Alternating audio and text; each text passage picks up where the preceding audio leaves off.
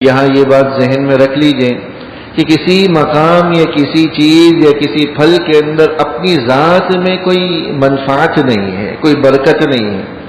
یہ منفعت، برکت، تاثیر اللہ کی طرف سے رکھے جانے کی وجہ سے پیدا ہوئے، ورنہ ساری جگہ برابر ہے، سارے پتھر برابر ہیں، لیکن جب اللہ جل شانہ نے اس پتھر کو حجر اسود بنا دیا تو اس کو دیگر پتھروں پر فضیلت حاصل ہو گئی۔ سارے بلاک، ساری اینٹیں اپنی جگہ ایک جیسی حیثیت رکھتی تھیں، لیکن جو اینٹ، جو بلاک بیت اللہ کا حصہ بن گیا، وہ ساری بلاکوں اور اینٹوں میں ممتاز ہو گیا۔ جو مسجد کا حصہ بن گیا، وہ سب جگہوں سے ممتاز جگہ بن گئی۔ وہ اینٹ، وہ دیوار، وہ بلاک سب جگہوں میں ممتاز ہو گئی، برکتوں والی۔ تو کسی چیز کے اندر، کسی پھل کے اندر اپنی ذات میں تاثیر نہیں، جب تک کہ اللہ جل شانہ کی طرف سے اس پہ تاثیر پیدا نہ کر دی جائے۔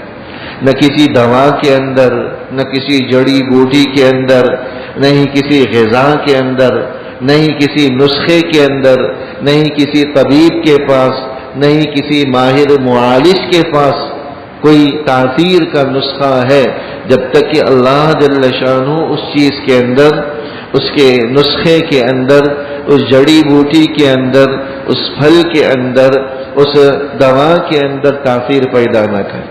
ایک ایمان والا ہونے کے ناطے ہمارا یہی ایمان ہے کہ جب تک اللہ اس کے اندر تاثیر پیدا نہ کرے، وہ انسان کو نہ نفع پہنچا سکتی ہے، نہ نقصان پہنچا سکتی ہے۔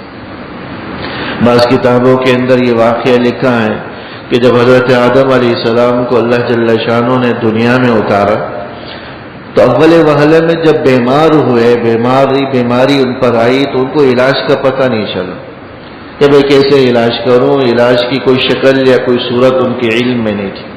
اللہ جل شانہ سے دعا کی، اللہ جل شانہ نے ایک جڑی بوٹی رہنمائی کر دی جڑی بوٹی کی طرف کہ یہ جڑی بوٹی تم استعمال کر لو، تمہیں شفا مل جائے گی۔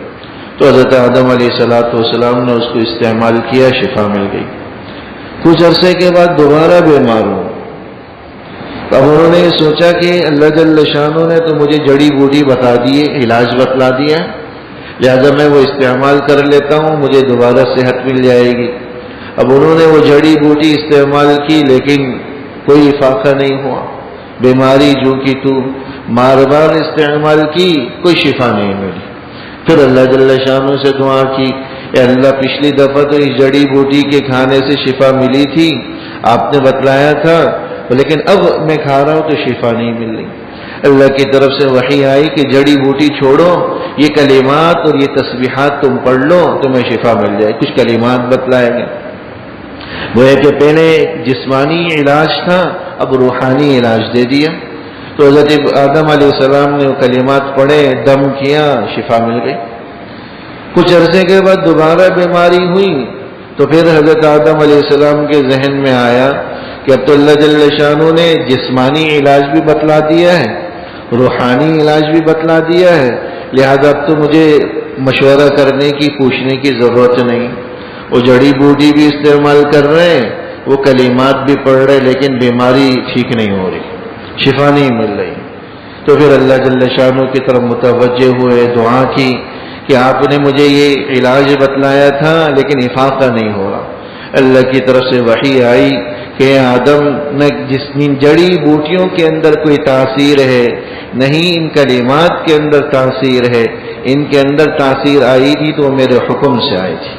تو جب تک میرا حکم نہیں تھا، نہ کوئی جسمانی علاج نفع دے سکتا ہے، نہ کوئی روحانی علاج نفع دے سکتا ہے۔ سب سے پہلے اللہ کی طرف متوجہ ہونے کی ضرورت ہے، اس کے بعد انسان شریعت کی حدود اور دائرے میں رہتے ہوئے علاج معالجے کے طریقے اختیار کرے، وہ جسمانی علاج بھی، روحانی علاج بھی، ہر قسم کے طریقے اختیار کرے، لیکن اس سے پہلے اللہ کی طرف متوجہ ہو، اللہ سے مانگے، اللہ سے جو نہ شفا مانگے، تب جا کر ان چیزوں کے اندر تاثیر پیدا ہوگی، اور نہ کسی چیز کی ذات میں کوئی تاثیر نہیں ہے۔